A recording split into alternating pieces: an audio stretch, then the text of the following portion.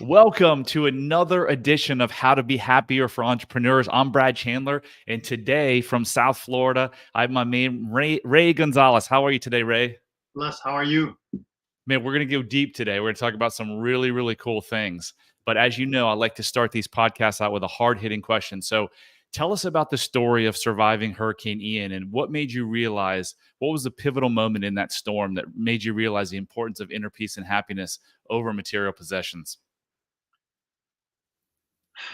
There was a moment when I realized, all right, well, we were on the second floor, and then we had the pleasure of living right on the ocean. So the ocean was like 50 feet from us, and the waves came like 15 feet above the water. So like the car's already been gone, like the cars were taken away in the storm, and now you couldn't go downstairs anymore because there was a wind tunnel in the stairs.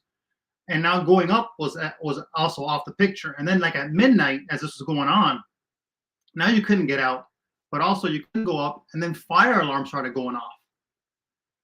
And at that point, I was like, I can continue to go into this. And I had my kids there too, and my wife, and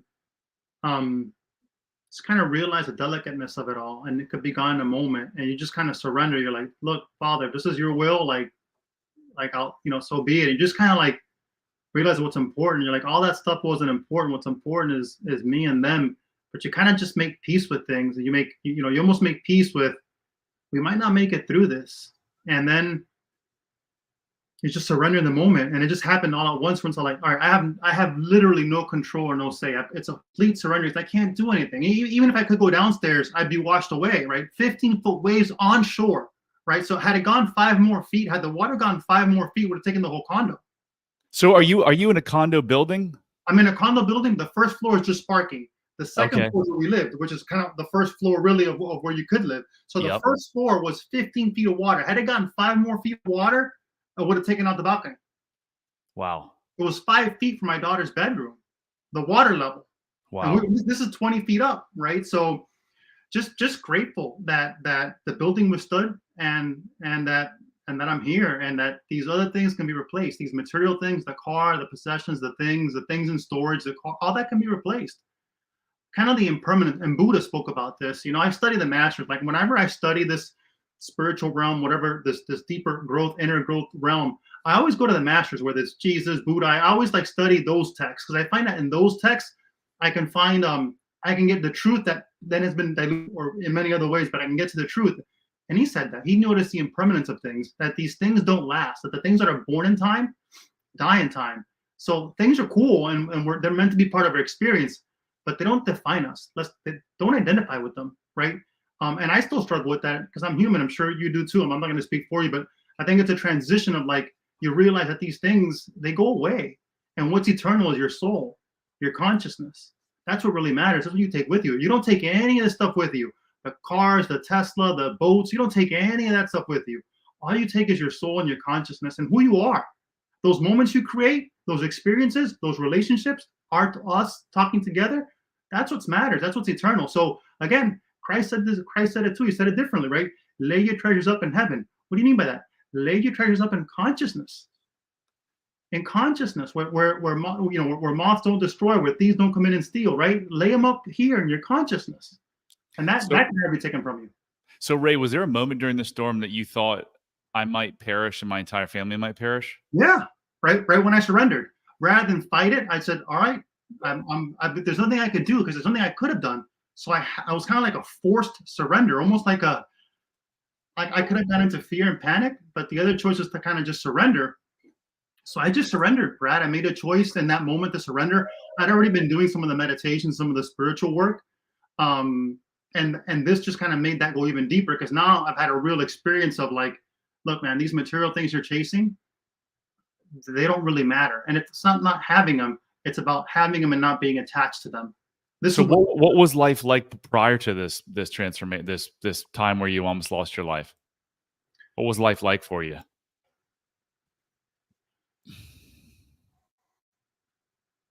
Knowing what I know now, life was a dream, an illusion, and not a dream like, hey, this is a dream of mine.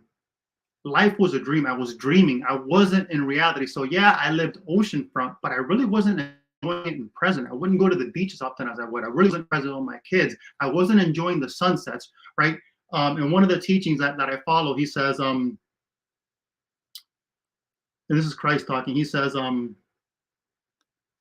look, the dreams you have at night are very similar to you awakening and living in the senses. If you're living in the world of the senses, and is very similar to a dreaming state. They're identical, both are the same. You're dreaming, you're illusioning. It's not real. What's real is when you're present, when you're in the moment, when you're in the now. Like with you, Brad, people can tell when you're with them, when you're in the present moment, when you're with them, and when you're not looking at things by their perceptions, you're actually being with things. You're actually being with nature. You're actually being with the sunset. So it's not about the sunset or not, but if you're thinking about, hey, I gotta check my cell phone, hey, I gotta go do this, and you're not present with things. So that's what I mean by dreaming. I wasn't in the present moment. So now I'm much more in the present moment than I was then. And was your life about chasing material possessions? I already had some personal growth. So in my mind, it wasn't, but in my heart and my way of being, Brad, I was still doing the old thing. So I had some inclination, because I was already reading some of the spiritual books and doing some of the spiritual practices, Brad. But it takes time to go from thinking to being to doing, right? It takes time to recondition yourself, to remember who you really are. There's a process. So yeah, in my thoughts, I was like that, but in my actual way of being, I was still chasing things. I was still at lack and separation and not enough and trying to prove myself, which is kind of something that some achievers do. I was certainly guilty of, and I still do at times, right? I'm still not perfect, right? I'm human. That's what I did for 47 years. I chased material possessions, specifically money, because I thought money would bring me happiness and it would bring me worthiness. But I didn't know consciously that I was chasing money to bring me worthiness, because I thought I was worthy. But if you looked at my results and my relationships and my business mistakes, it told a different story. So the magic is that I don't know if it's the magic. It's really interesting that myself and so many other people go about this life and they don't even realize what's driving them, because it's buried in their subconscious mind from programming from young childhood. So wow, that's amazing shift that you made. So when we talked a couple of days ago, you talked about working with Joe Dispenza. You've done some work with him. You're going to do some more work with him. How has incorporating mindfulness, and tell us what you think mindfulness is, in meditation practices in your life, how has that impacted your ability to find happiness and navigate challenges? So let's talk about it. So mindfulness meditation, Brad, you and I before we got to hop on this call, we're talking about working out and going to the gym and fitness levels. Well, much like you would do a bicep curl to work out the bicep muscle, you do meditation to work and being in the present moment. So people think meditation is you go out for 45 minutes and you kind of like bliss out in ecstasy. No, you're just seeing that in the mind that you are not the thinker, that there's a thought, you're the thinker of the thought, that you are not the thought. Let me say that again. And sometimes you get out of the present moment and you kind of follow that thought, and then you identify with the thought. And every time you can bring the mind back to the present moment, that's a victory. That's a win. So every time that the mind goes, hey, let's go get some coffee. Hey, let's go do this. Hey, remember, we got to call that person. Hey, remember, I do. And hey, chill. We're going to get you some coffee. We're going to do those things. Just relax. Just be, hey, I'm in charge here. You can trust me. Relax, sit, stay. And then ultimately the animal, the body surrenders to you. It says, okay, you're in charge. We're going to sit here. And then ultimately you learn to be in the present moment. And whenever it goes off track, which happens to all of us, you get to back. And the reason it's so powerful, Brad, is as you go out to make changes in your world, what you're not looking to do is go unconscious and revert back to the old Brad, because the old Brad is still in it, right? The old Brad that wants to try and prove his worth through doing more things. Well, guess what? That's an unconscious program. So you need a will and an intention and an awareness that is much bigger than the program to overcome the program. It truly is David against Goliath. So you need that intention and that will and that awareness to overcome the old program. You can't rewrite the program from within the program. You have to get out of the program. Meditation helps you gain awareness so that you know when you're in the program.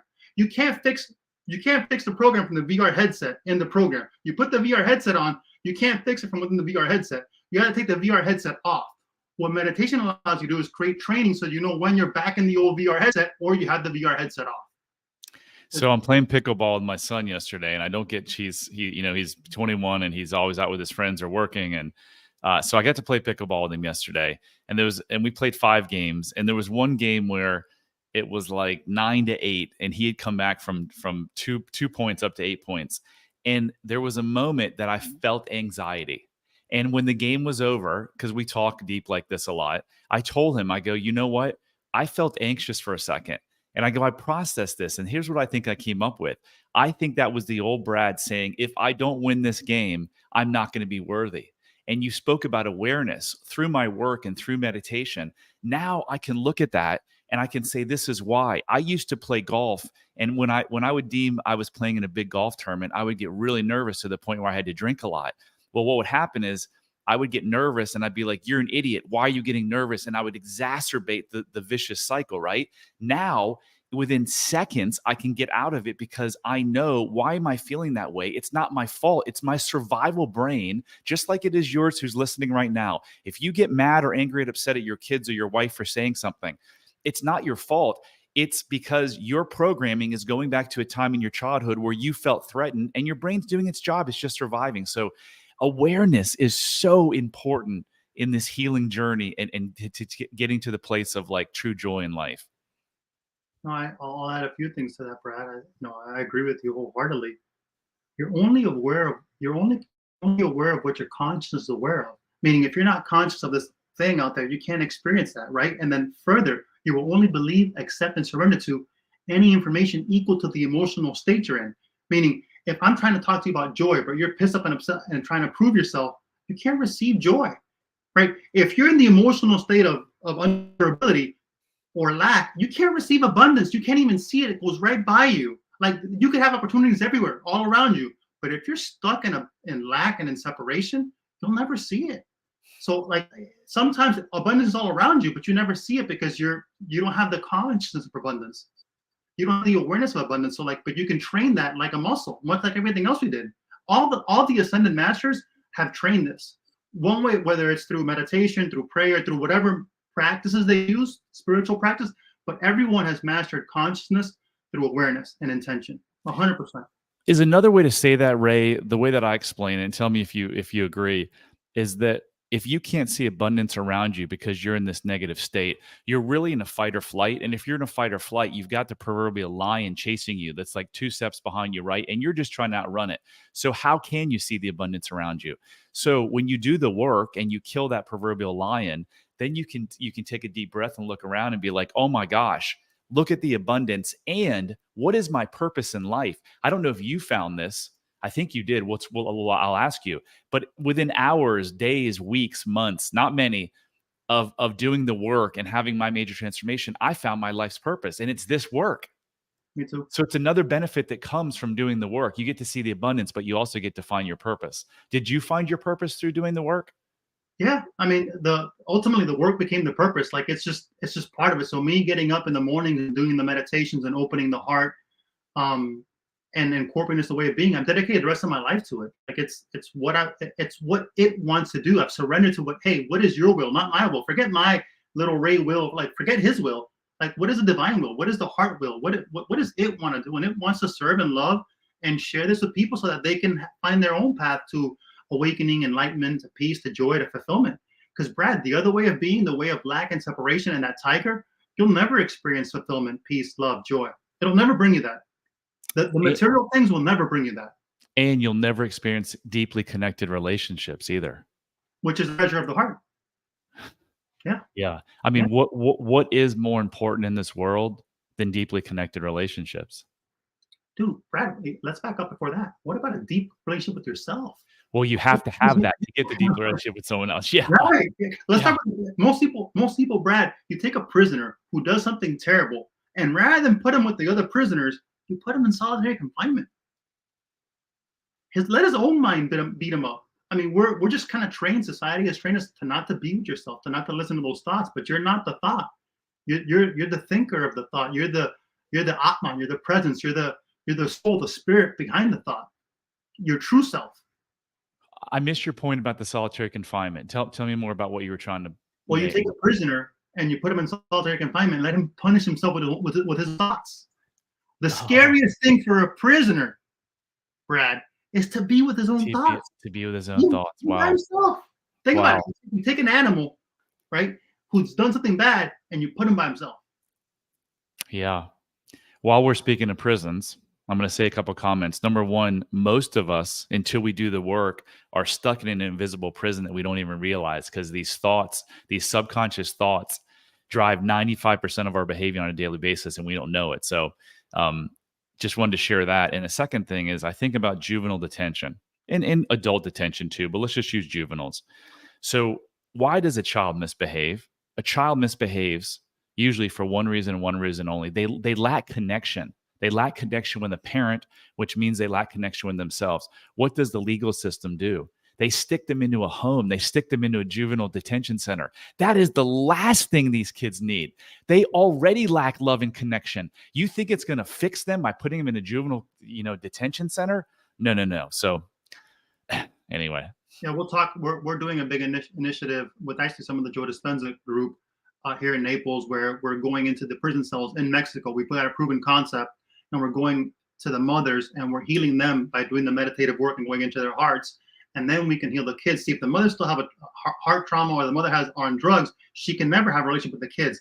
But if we can heal the moms and have the moms get off drugs and stop selling these kids and getting into drug trafficking and human trafficking and all that, and have the moms then heal the kids, then we can stop some of these foster programs. So we've got the proven concept. So our goal is to bring it here to the U.S. So we're going to be having them come over in January to show us here how to do that. If you want, I'll invite you in January, and we're going to learn how to do that, because let's solve the root problem. The root problem is the love of self.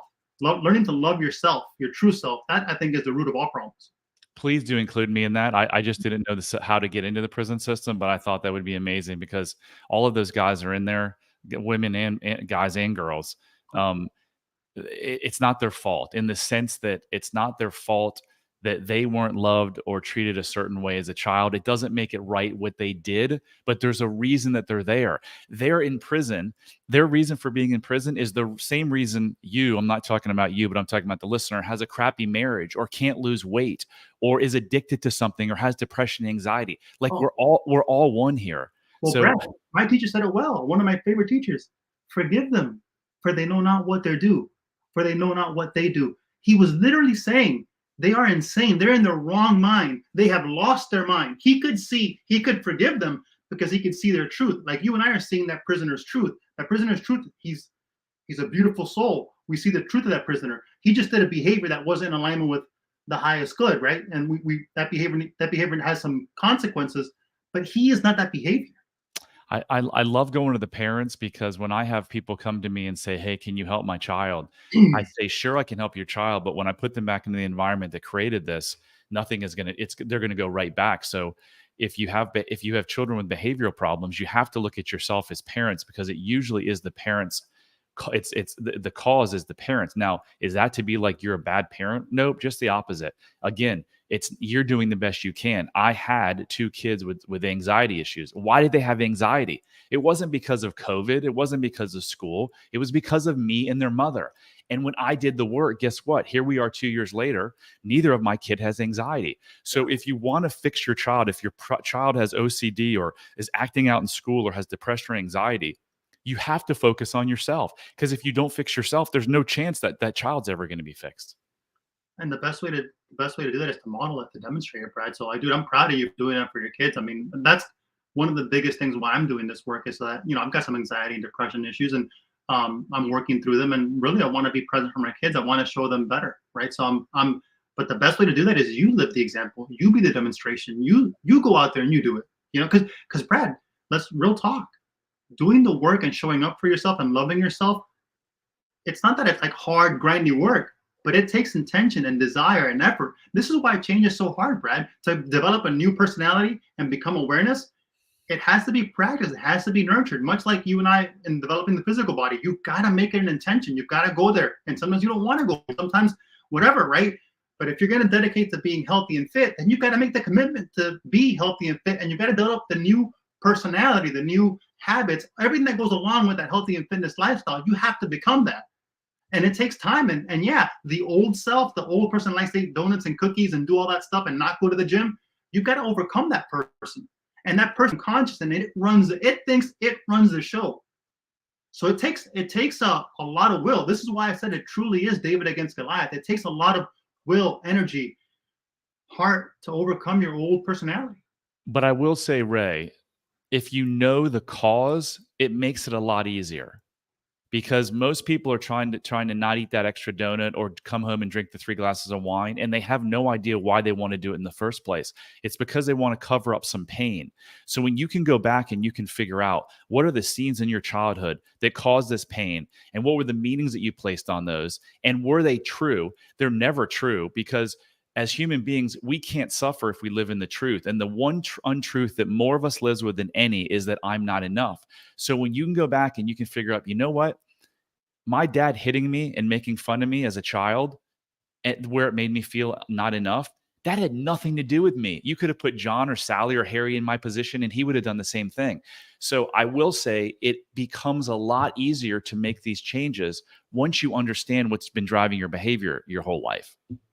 Yeah. No, and to go back to the question you asked, I think that becomes a lot easier. A tool to see that is meditation. Meditation helps you see that. Sure. Otherwise, you don't see it. You just operate within the program, right? Because if you can't see that you're operating in the program, then you become the program. And then in the program, you and I know this, Brad. You suffer by default. If you're Yeah. in that program, all you do is suffer. Yeah. Well, so meditation is phenomenal. Love it. It's been a big part.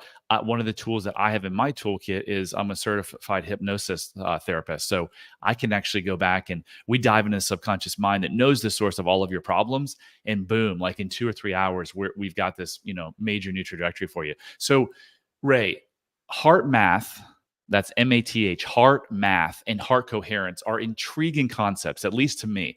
Can you explain how understanding and working with the heart's creative center has influenced your own journey to happiness? Um, so heart math. What I realized is, that I saw the movie, that movie you sent me, that book, The Miracle, last night. The Way of Miracles. Yeah, it's an amazing documentary on Gaia. Yeah, The Way of Miracles on Gaia. So I saw it, and on there, the director of Heart Math is the one talking about the heart and opening the heart. I don't know if you caught that. So he's on there. Yeah. So wow. Look at it again. You'll see the director of Heart Math. He's talking about the science, so the science he's talking about. He's a PhD, and they've done all the studies about the heart.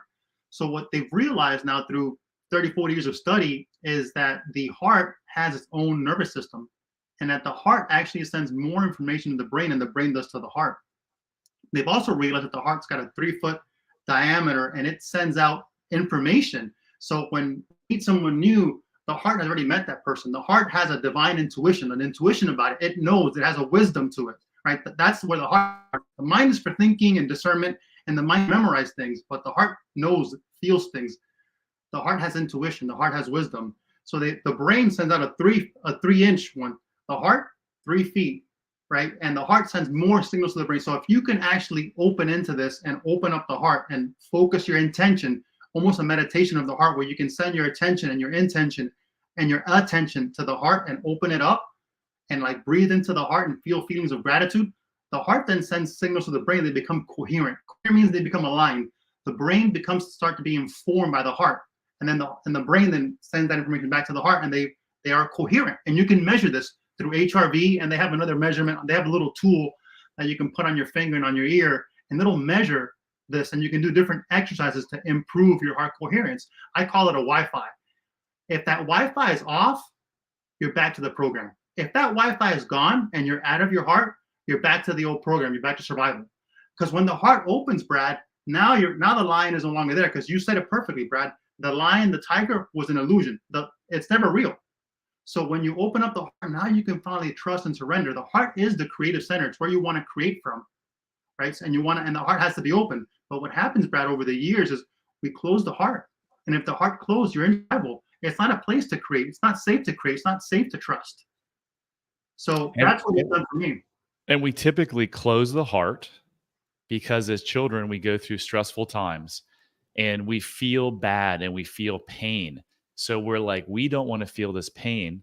So we close our heart. We disassociate. We disconnect. Every problem we have in this world is a disconnection from our own heart, right?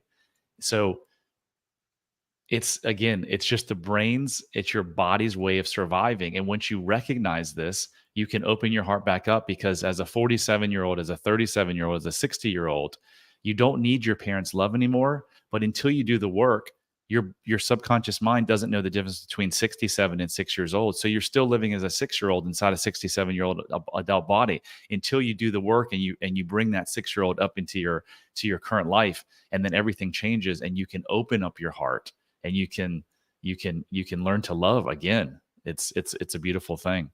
Well, So Brad, you can the learn to tech really love, dude. You can learn to unconditionally love, because the love that we're taught with a closed heart isn't love. It's conditional love. Hey, I love you if you do this and this and yeah, this and this, but it's yeah, not unconditional. And the heart, man, the heart is the one that forgives. The heart is the one that has compassion, that is kind. Like these treasure of the heart, and you and I have spoken about it before, Brad, not just like the physical heart, but then when you connect the physical heart to the one heart, to the energetic heart, the one heart that everybody has, dude, magic happens. yeah. No kidding. So I know you've worked with some entrepreneurs in the past. What are some practical steps or exercises that they can implement right now, today, tomorrow, to bring more energy and intention into their lives and ultimately find happiness in their entrepreneurial journey?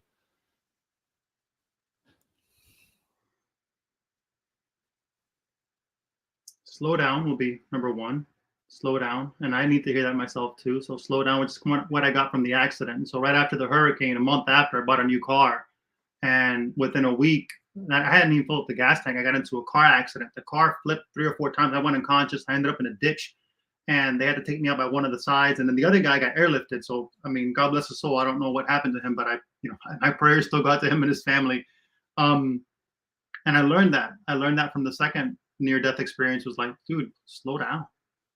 What is the rush? And again, this is where meditation comes in too. Slow down. Like, what is it there? What is there to achieve? Like this achievement, and like like how to balance. I think the question was how to balance. I'm looking at the ones you sent me. How to balance their drive for achievement with the pursuit of inner happiness and peace. Don't balance it. Make it one. Right now, Brad, the life you and I are living is a heart-centered life. So we're not trying to balance one thing with the other. They go together. We're doing things, right? We show up to things, but we're not doing one thing on this side and one thing on the other. It all flows together, right? So what I'm looking to share with you is, hey, you achieve, and you do all these things, and you're separate from things, and you're trying to prove your worth, and you're trying to do all these things, and you get all these things, but ultimately you end up unfulfilled. So let's change the formula around, where we start with wholeness. We start with the open heart. We start with peace. We start with love. We start with worthiness. We start at abundance. We don't get to abundance. We start at abundance. And from there we do. And now what happens is that these experiences, these things we get, they just enhance our abundance. They enhance our peace. They make more of that. But we're not separate from it. You can't start from separation and have a path of struggle, lack, hard, clunky, misery, and then end at joy. That'll never work. Let's change. Let's flip the script. Let's open the heart. Let's be in the present moment. Let's connect what we want to feel at the end. Let's be peace. Let's be joy. Let's be connected to that outcome. Let's not be separate. Let's be whole now. So I'm not looking for my $1 million out there. I'm whole right now. And yeah, we're going to create that, but it's already a part of me. And now we go out there and flow and experience these things, and we still go out there and do things, but we're not doing from separation. And along the way, we experience peace, love, joy, abundance. And then when we ultimately get the things, not only is it going to happen a lot faster and a lot sooner because the universe is with us, right? So it happens a lot faster and sooner, and the heart then draws it to us, but then it expands more fulfillment. We already fulfilled now, and then we just get more fulfillment later. And these things, again, for thousands of years, these are just the added things. And now they just add to your being. But you were never separate from it. You don't need these things to bring you wholeness or worthiness. You already, all along the way, you're enjoying the process, you're worthy, and then these things add more fun to life. Yeah. And so I'm going to add on to what you said. What you said was beautiful. So many entrepreneurs start businesses unknowingly to make a bunch of money, to prove their worth, to find happiness.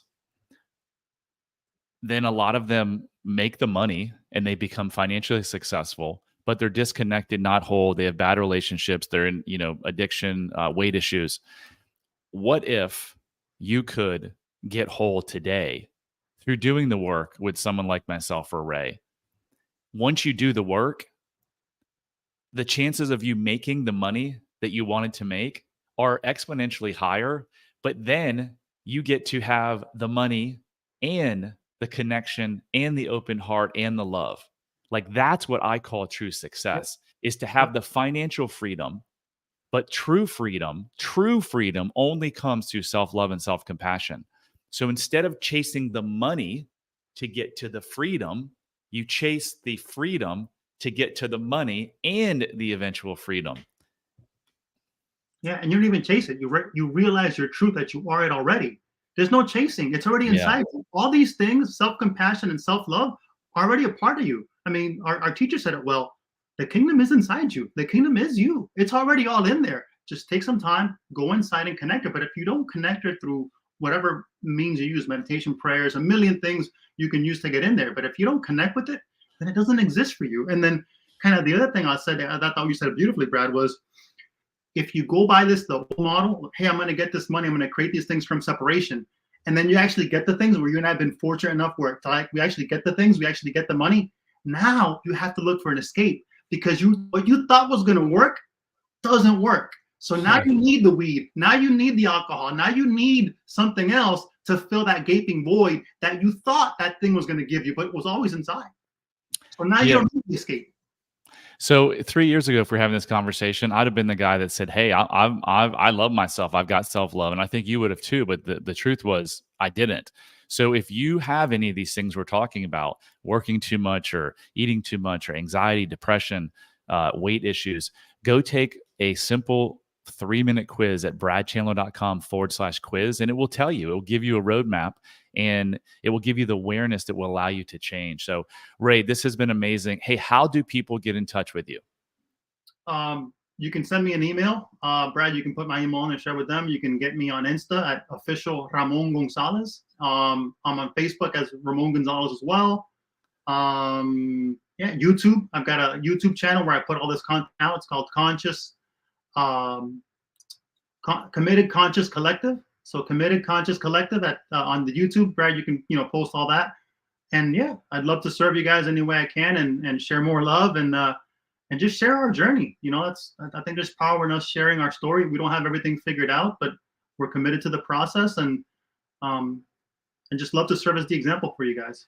Absolutely. And we need you. We need you listeners to help us because we can't do this alone. So whether that's, becoming whole yourself and reconnecting with yourself, sharing this message. If you like this podcast, please share it, please rate it, please like it so we can get more movement towards this peace and happiness because you deserve deeply connected relationships. You deserve to live a joyful life. You don't deserve to live a suffering life. And don't believe anyone who tells you. And if you're suffering, you're just living in this truth, this untruth that you're not enough and you are enough. So thanks, Ray. That concludes another episode of How to Be Happier for Entrepreneurs. And we'll see you on the next show.